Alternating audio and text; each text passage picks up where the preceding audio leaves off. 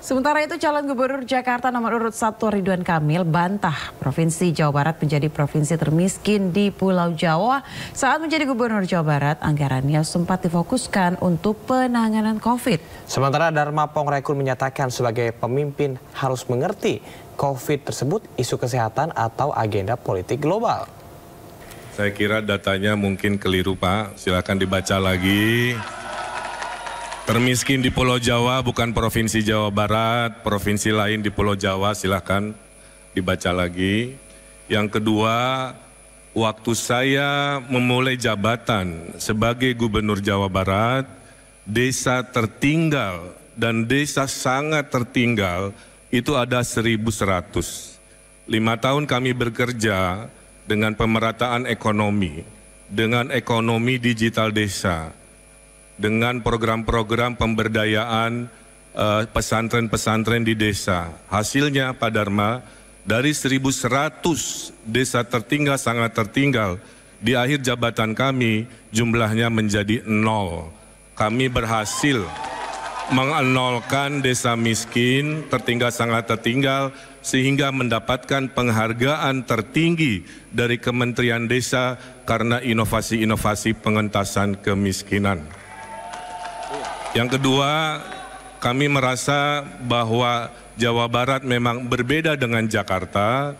Kami banyak mengurusi desa, 5.700 pedesaan, sehingga banyak hal-hal yang menurut saya membuat kami harus lebih bijak, tidak hanya membahas perkotaan. Dan tolong diingat, kami ini adalah dari semua yang hadir di sini, saya mengalami ujian sebagai pemimpin yang anggarannya harus direfocusing. Yang tadinya untuk infrastruktur, kami geser untuk kemanusiaan, untuk bansos, untuk hajat hidup, dan lain sebagainya.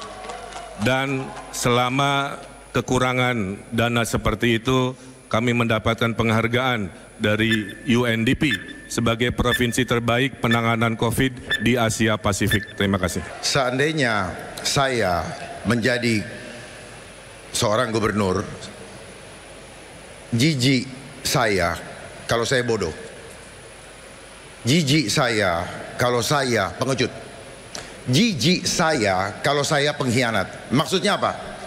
Kalau ada sesuatu peristiwa yang demikian, alangkah baiknya kalau kita mengajak tim independen untuk meneliti data yang ada. Apakah betul-betul ini isu kesehatan atau agenda politik global? Bayangkan, baru ditemukan virusnya bulan Desember, 12 hari kemudian sudah ditentukan. Lalu tidak melakukan prosedur golden postulat Koch yang seharusnya dilakukan. Lalu alat diagnosanya sangat sumir dan tidak diperuntukkan untuk itu. Itu adalah ciptaan Dr. Carey Mullis yang mendapatkan Piala Nobel tahun 1984. Jadi seharusnya sebagai pemimpin harusnya jangan kita berkhianat kepada rakyat. Terima kasih Bapak. Dharma, bayangkan ya, kita lagi bekerja, ada sebuah peristiwa besar yang ilmunya kita tidak tahu. Sebagai seorang pemimpin, jika kita tidak tahu, kita ini bertanya. Maka waktu COVID di Jawa Barat, saya ada tim ahli, Pak. Tim ahli kesehatan masyarakat dari Universitas Indonesia, dari Universitas Pajajaran.